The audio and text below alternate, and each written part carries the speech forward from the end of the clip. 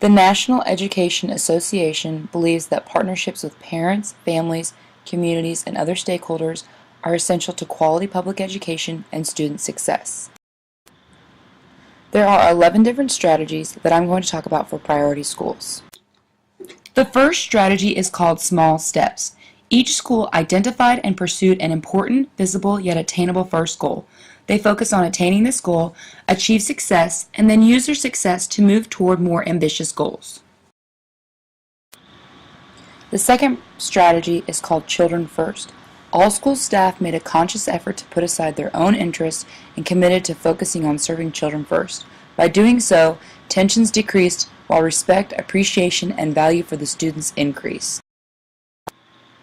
More instructional time is the third strategy. Schools created more instructional time within the school day, specialized by targeted skills or subsets of students. More time also is provided outside of the traditional school day. Student responsibility is the fourth strategy. Educators fostered in students a sense of responsibility for appropriate behavior. They also put into place multifaceted approaches that help students learn responsibility for their own behavior, resulting in a sharp decrease in discipline problems. Shared responsibility is the fifth strategy. The school staff united to share responsibility for improvement and engaged in a variety of activities central to the success of the school. Instructional leadership is the sixth strategy. Each school spent more time on instructional leadership activities that ultimately improved teaching and learning. Specialized assistants coached teachers on instructional issues, and principals actively promoted improved instruction. This resulted in higher levels of achievement and a renewed sense of hope. The seventh strategy is called Align Standards. Educators work to align instruction to standards and assessments required by the state or district. Teachers and administrators work together to understand what students were expected to know and be able to do, and to implement instruction that ensured students would learn what was expected of them. Resources and training is the eighth strategy. Schools actively pursued the resources and training that teachers perceived they needed to get their students to achieve at high levels. As a result, teachers responded with greater willingness to support school initiatives. Time for collaboration, the ninth strategy. Each school created opportunities for teachers to work, plan, and learn together around instructional issues. This time became an important part of the reform effort, generating continuous improvements in the instruction.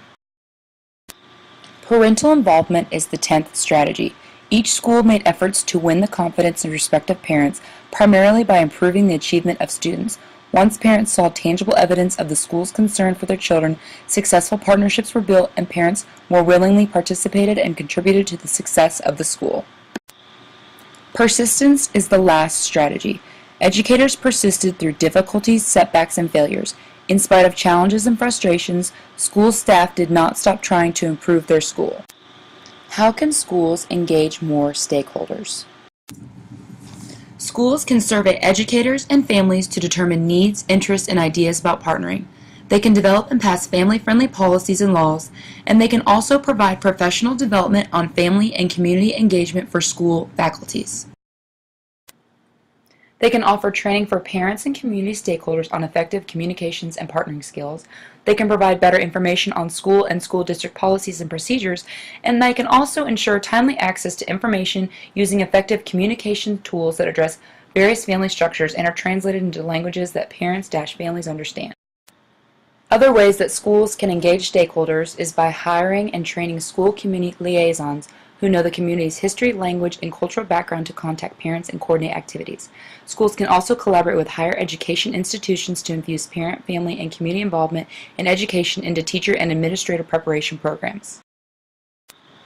Schools can also develop an outreach strategy to inform families, businesses, and the community about school and family involvement opportunities, policies, and programs. And lastly, they can regularly evaluate the effectiveness of family involvement programs and activities.